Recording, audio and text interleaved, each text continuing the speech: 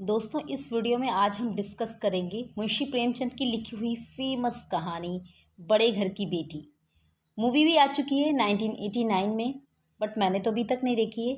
और ये बुक जो लिखी गई थी मुंशी प्रेमचंद के द्वारा, ये प्रकाशित हुई थी 1921 में।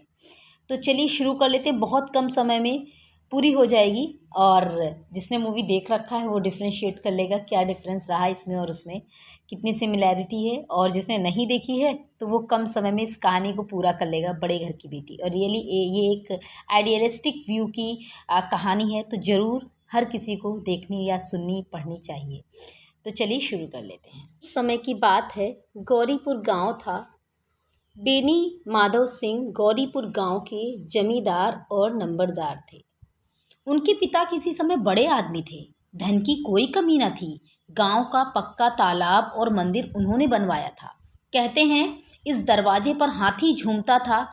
अब उसकी जगह एक बूढ़ी भैंस थी जिसके शरीर में अस्थि पंजर के सिवा और कुछ ना रहा था, पर दूध शायद बहुत देती थी, इसलिए एक न एक आदमी हांडी लिए उसके सिर पर सवार रहता था।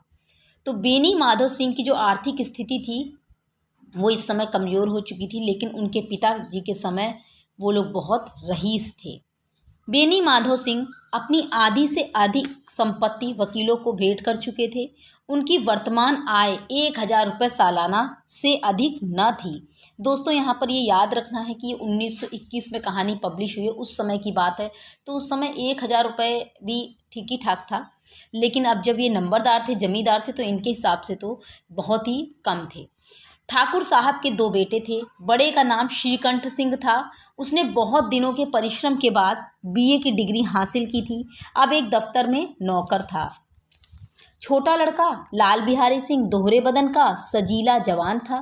भरा हुआ मुखड़ा, चौड़ी छाती, भैंस का 2 सेर ताज़ा दूध वह उठकर सवेरे पी जाता था। श्रीकंठ सिंह की दशा बिल्कुल उल्टी थी। वह बड़ा मेहनती था। बीए की पढ़ाई ने उसको जीने का अवसर दिया था। वैदिक ग्रंथों का पढ़ना उसे बड़ा पसंद था। आयुर्वेदिक दवाइयों पर उसका अधिक विश्वास था। शाम सवेरे उनके कमरे में प्रायः खरल की सुरीली ध्वनि सुनाई दिया करती थी। लाहौर और कलकत्ते के वैद्यों से बड़ी लिखा पढ़ी रहती थी। श्रीकंठ इस अंग्रेजी डिग्री लेने के बाद भी अंग्रेजी सामाजिक प्रथाओं के विशेष प्रेमी न थे, बल्कि वह उनकी निंदा किया करते थे। इसी से गांव में उनका बड़ा सम्मान था। दशहरे के दिनों में वह बड़े उत्साह से रामलीला में भाग लेते और खुद किसी न किसी पात्र का अभिनय करते थे। गौरीपुर में रामलीला के वही जन्मदाता थे। प्राचीन हिंदू सभ्यता का गुणगान उनकी धार्मिकता का प्रधान अंग था। संयुक्त परिवार को वे हमेशा पसंद करते थे। आजकल स्त्रियों को कुटुंब में मिलजुल कर रहने में अरुचि होती है। उसे वह जाति और देश दोनों के लिए हानिकारक समझते थे। यही कारण था कि श्रीकंठ की गांव की बहुएं उनका बहुत विरोध करती थीं। कोई न कोई तो श्रीकंठ को अपना शत्रु समझने में भी संकोच न करती थी। स्वयं उनकी पत्नी को ही इस विषय में उनसे विरोध था। यह इसलिए नहीं कि उसे अपने सास ससुर देवर या जेठ आदि से घृणा थी, बल्कि उसका विचार था कि यदि बहुत कुछ सहने के बावजूद भी गुजर बसर ना हो सके तो आए दिन की कलह से अच्छा है कि अपनी खिचड़ी अलग पकाई जाए। आनंदी एक बड़े उच्च कुल की लड़की थी। उसके पिता एक छोटी सी रियासत के तालुकेदार थे। विशाल भवन, एक हाथी, 3 कुत्ते, बाज, बहरी, सिकरे, झाड़, फानूस आज सभी यहाँ मौजूद थे। नाम था भूप सिंह। तो आनंदी के पिता का नाम भूप सिंह था और आनंदी एक बड़े उच्च कुल की लड़की है। पर दुर्भाग्य से लड़का एक भी ना था। 7 लड़कियां हुईं भूप सिंह के, और दैव योग से सबकी सब जीवित रहीं। पहली उमंग में तो उन्होंने 3 ब्याह दिल खोल कर किए, पर 15-20 हजार रुपये का कर्जा सर पर हो गया तो आंखें खुली और हाथ समेट लिया। आनंदी चौथे नंबर की लड़की थी। वह अपनी सब बहनों में सबसे अधिक सुंदर और गुणवती थी। इससे ठाकुर भूप सिंह उसे बहुत प्यार करते थे। सुंदर संतान को उसके माता पिता अधिक चाहते भी हैं। ठाकुर साहब बड़े धर्म संकट में थे। इसका विवाह कहाँ करें? ना तो यही चाहते थे कि लड़का बोझ बढ़े, और ना यही स्वीकार था कि आनंदी अपने आप को भाग्यहीन समझना पड़े आनंदी को। एक दिन श्रीकंठ उनके पास किसी चंदे का रुपया मांगने आए। शायद नागरी प्रचार का चंदा था। भूप सिंह उनके स्वभाव पर खुश हो गए और धूमधाम से श्रीकंठ सिंह का ब्याह अपनी बेटी आनंदी के साथ करवा दिए। आनंदी अपने घर से नए घर में आई तो यहाँ का रंग ढंग कुछ और ही देखा। जिस टीम टाम की उसे बचपन से ही आदत थी वह यहाँ नहीं थी। हाथी घोड़ों का तो कहना ही क्या, कोई सजी हुई सुंदर बहली तक न थी। रेशमी चप्पल साथ लाई थी, पर यहाँ बाग कहाँ, मकान में खिड़कियाँ तक न थीं, न जमीन पर फर्श, न दीवार पर तस्वीरें। ये एक सीधा साधा देहाती गृहस्थ का मकान था, किंतु आनंदी ने थोड़े ही दिनों में अपने को ऐसा ढाल लिया मानो उसने विलास के सामान कभी देखे ही न थे। एक दिन दोपहर के समय लाल बिहारी सिंह 2 चिड़िया लिए हुए आया। अपनी भाभी से बोला, जल्दी से पका दो, मुझे भूख लगी है। आनंदी भोजन बनाकर उसकी राह देख रही थी। अब वह नया व्यंजन बनाने बैठी। हांडी में देखा तो घी पाव भर से अधिक न था। बड़े घर की बेटी किफ़ायत क्या जाने, उसने सब घी मांस में डाल दिया। लाल बिहारी खाने बैठा तो दाल में घी न था। बोला, दाल में घी क्यों नहीं छोड़ा? आनंदी ने कहा, घी सब मांस में पड़ गया। लाल बिहारी जोर से बोला, अभी परसों घी आया है, इतनी जल्दी उठ गया?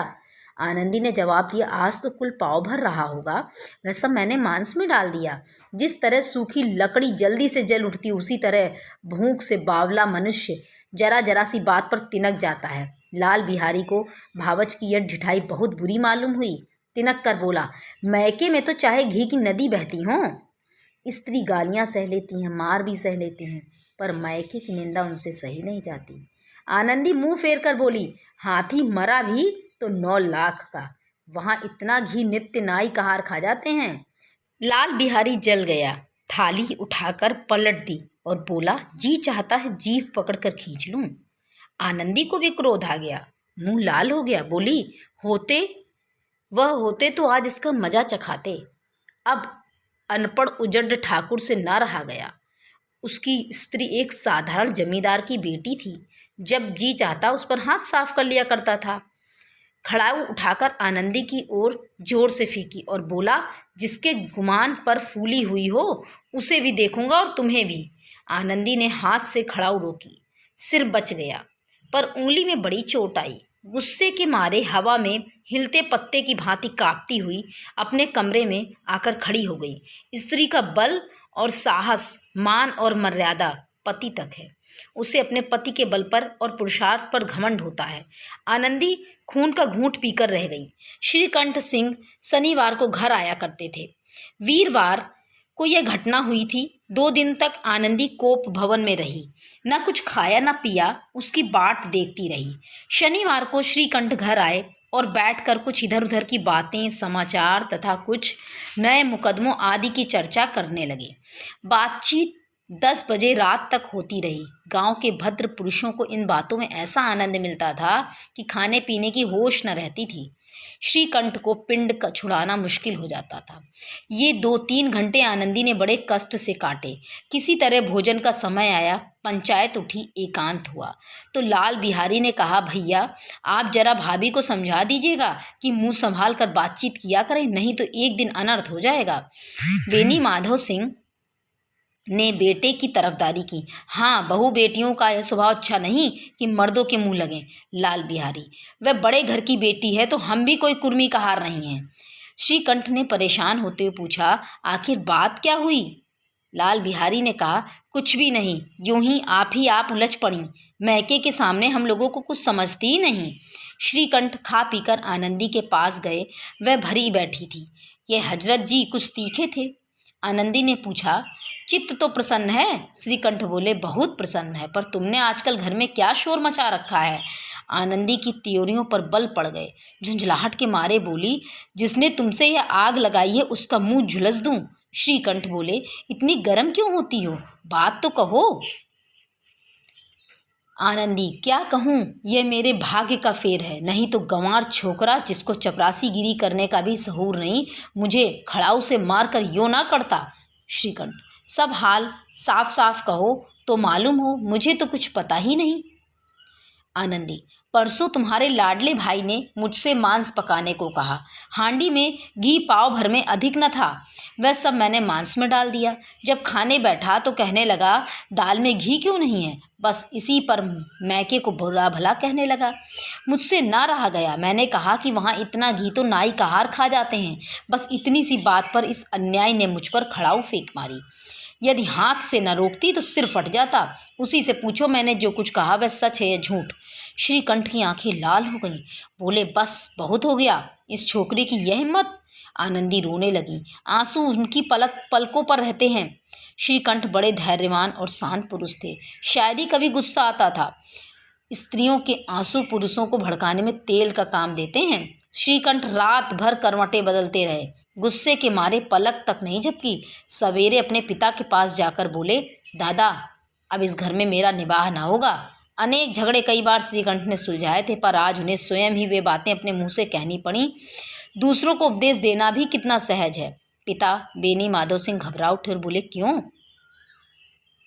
श्रीकंठ, इसलिए कि मुझे भी अपनी मान प्रतिष्ठा का कुछ विचार है। आपके घर में अब अन्याय और हठ का प्रकोप हो रहा है। जिनको बड़ों का आदर सम्मान करना नहीं चाहिए वे उनके सिर चढ़ते हैं। मैं दूसरों का नौकर ठहरा घर पर रहता नहीं। यहाँ मेरे पीछे स्त्रियों पर खड़ाऊ और जूतों की बौछारें होती हैं। कड़ी बात तक चिंता नहीं, कोई एक की दो कहे ले, वहाँ तक मैं सह सकता हूँ, किंतु यह ठीक नहीं मेरे ऊपर लात घूंसे पड़ें और मैं दम न मारूं। बेनी माधव सिंह कुछ जवाब न दे सके। श्रीकंठ सदैव उनका आदर करते थे। उनके ऐसे तेवर देखकर एक बूढ़ा ठाकुर अवाक रह गया। केवल इतना ही नहीं, बोला, बेटा, तुम बुद्धिमान होकर ऐसी बातें कर रहे हो। स्त्रियां इस तरह का घर का नाश कर देती हैं, जिनको बहुत सिर चढ़ाना अच्छा नहीं है। श्रीकंठ, इतना मैं जानता हूँ, आपके आशीर्वाद से ऐसा मूर्ख मैं नहीं हूँ, और आप स्वयं जानते हैं कि मेरे ही समझाने बुझाने से इसी गांव में कई घर संभल गए। पर जिस स्त्री की मान प्रतिष्ठा का ईश्वर के दरबार में मैं उत्तरदाता हूँ, उसके साथ ऐसा घोर अन्याय और पशुवत व्यवहार मुझे पसंद नहीं है। आप सच मानिए, मेरे लिए यही कुछ कम नहीं कि लाल बिहारी को कुछ दंड नहीं देता। अब बेनी माधव सिंह भी गरमाए, ऐसी बातें और न सुन सके। बोले, लाल बिहारी तुम्हारा भाई है, उससे जब कभी भूल चूक हो उसके कान पकड़ो। लेकिन श्रीकंठ, लाल बिहारी को मैं अपना भाई नहीं समझता। बेनी माधव बोले, स्त्री के कारण, स्त्री के पीछे। श्रीकंठ, जी नहीं, उसकी क्रूरता और गुस्से के कारण। दोनों कुछ देर चुप रहे। ठाकुर साहब लड़के का गुस्सा शांत करना चाहते थे, लेकिन यह नहीं स्वीकार करना चाहते थे कि लाल बिहारी ने कोई गलत काम किया है। इसी बीच में गांव के और कई सज्जन हुक्मे चिलम के बहाने वहां आ बैठे। कई स्त्रियों ने जब यह सुना कि श्रीकंठ पत्नी के पीछे पिता से लड़ने को तैयार है तो उन्हें बड़ी खुशी हुई। दोनों पक्षों की मधुर वाणियां सुनने के लिए बेचैन होती। गांव में कुछ ऐसे कुटिल मनुष्य भी थे जो मन ही मन जलते थे। वह कहा करते थे, श्रीकंठ अपने बाप से दबता है, इसलिए वह दब्बू है। उसने विद्या पढ़ी है, लेकिन वह किताबों का कीड़ा है। बेनी माधव सिंह उसकी सलाह के बिना कोई काम नहीं करते। यह उनकी मूर्खता है। उन लोगों की शुभकामनाएं आज पूरी होती दिखाई दी। कोई हुक्का पीने के बहाने और कोई लगान की रसीद दिखाने के बहाने आकर बैठ गया।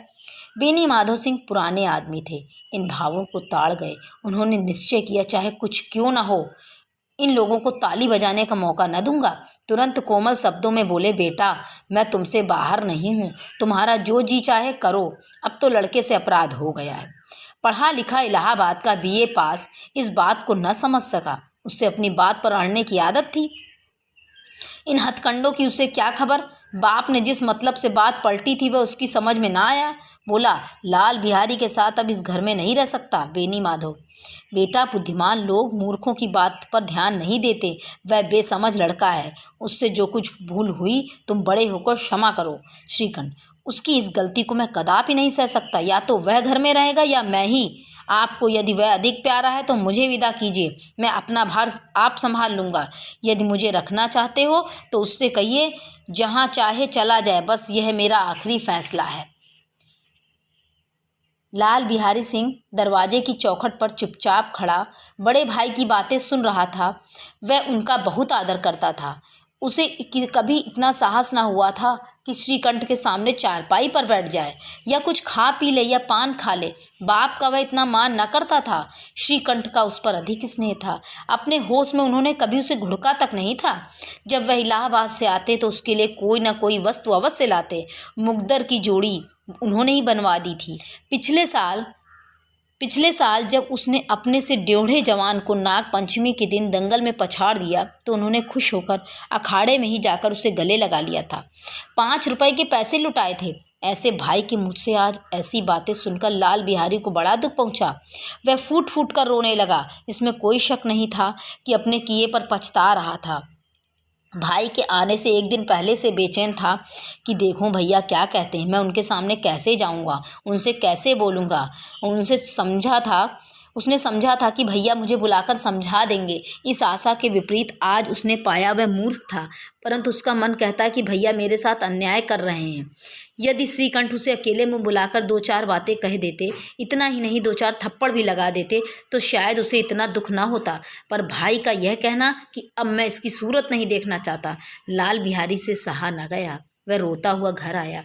कोठरी में जाकर कपड़े पहने, आंखें पोंछी जिससे कोई यह न समझे कि रोता था। वह आनंदी के दरवाजे पर आकर बोला, भाभी भैया ने निश्चय किया है कि वह मेरे साथ इस घर में नहीं रहेंगे। अब वह मेरा मुंह नहीं देखना चाहते हैं, इसलिए अब मैं जाता हूँ। उन्हें फिर मुंह न दिखाऊंगा। मुझसे जो कुछ अपराध हुआ है उसे क्षमा करना। यह कहते कहते लाल बिहारी का गला भर आया। जिस समय लाल बिहारी सिंह सिर झुकाए आनंदी के दरवाजे पर खड़ा था, उसी समय श्रीकंठ सिंह आंखें लाल किए बाहर से आए। भाई को खड़ा देखा तो नफरत से आंखें फेर ली, कतरा कर निकल गए, मानो उसकी परछाई से दूर भागते हों। आनंदी ने लाल बिहारी की शिकायत तो की थी, लेकिन अब मन में पछता रही थी। स्वभाव से ही दयावती थी। उसे इसका तनिक भी ध्यान न था कि बात इतनी बढ़ जाएगी। वह मन में अपने पति पर झुझला रही थी कि यह इतने गर्म क्यों होते हैं। उस पर यह भय भी लगा हुआ था, कहीं मुझसे इलाहाबाद चलने को कहें तो मैं कैसे क्या करूँगी। इस बीच जब उसने लाल बिहारी को दरवाजे पर खड़े यह कहते हुए सुना कि अब मैं बाहर जाता हूँ, मुझसे जो कुछ अपराध हुआ है क्षमा करना, तो उसका रहा सहा गुस्सा भी पानी पानी हो गया। वह रोने लगी। श्रीकंठ को देखकर आनंदी ने कहा, लाला बाहर खड़े बहुत रो रहे हैं। श्रीकंठ, तो मैं क्या करूं? आनंदी, भीतर बुला लो, मेरी जीभ में आग लगी, मैंने कहाँ से झगड़ा उठाया। श्रीकंठ, मैं ना बुलाऊंगा। आनंदी, पछताओगे, उन्हें बहुत दुख पहुंचा है, ऐसा ना हो कहीं चल दें। श्रीकंठ न उठे। इतने में लाल बिहारी ने फिर कहा, भाभी भैया से मेरा प्रणाम कह दो, वह मेरा मुंह नहीं देखना चाहते, इसलिए मैं भी अपना मुंह उन्हें नहीं दिखाऊंगा। लाल बिहारी इतना कहकर लौट पड़ा और जल्दी से दरवाजे की ओर बढ़ा। आखिर में आनंदी कमरे से निकली और हाथ पकड़ लिया। लाल बिहारी ने पीछे फिरकर देखा, आंखों में आंसू भरे बोला, मुझे जाने दो। आनंदी, कहाँ जाते हो? लाल बिहारी, जहाँ कोई मेरा मुंह न देखे। आनंदी, मैं न जाने दूंगी। लाल, मैं तुम लोगों के साथ रहने योग्य नहीं हूँ। आनंदी, तुम्हें मेरी सौगंध, अब एक कदम भी आगे ना बढ़ाना। लाल बिहारी, जब तक मुझे ये मालूम ना हो गया कि भैया का मन मेरी तरफ से साफ हो गया, तब तक मैं इस घर में हरगिज न रहूँगा। मैं ईश्वर को साक्षी देकर कहती हूँ कि तुम्हारी ओर से मेरे मन में तनिक भी मैल नहीं है। अब श्रीकंठ का हृदय भी पिघल गया। उन्होंने बाहर आकर लाल बिहारी को गले लगा लिया। दोनों भाई खूब फूट फूट कर रोए। लाल बिहारी ने सिसकते हुए कहा, भैया अब कभी मत कहना कि तुम्हारा मुंह न देखूंगा, इसके सिवा आप जो दंड देंगे हंसकर स्वीकार करूँ। श्रीकंठ ने कांपते हुए स्वर में कहा, लल्लू, इन बातों को बिल्कुल भूल जाओ। ईश्वर चाहेगा तो फिर ऐसा अवसर नहीं होगा। बेनी माधो सिंह बाहर से आ रहे थे। दोनों भाइयों को गले मिलते देखकर खुशी से चहक उठे, बोल उठे, बड़े घर की बेटियां ऐसी होती हैं, बिगड़ा हुआ काम बना लेती हैं। गांव में जिसने भी सुना उसी ने आनंदी की तारीफ की और कहा, बड़े घर की बेटियां ऐसी ही होती हैं।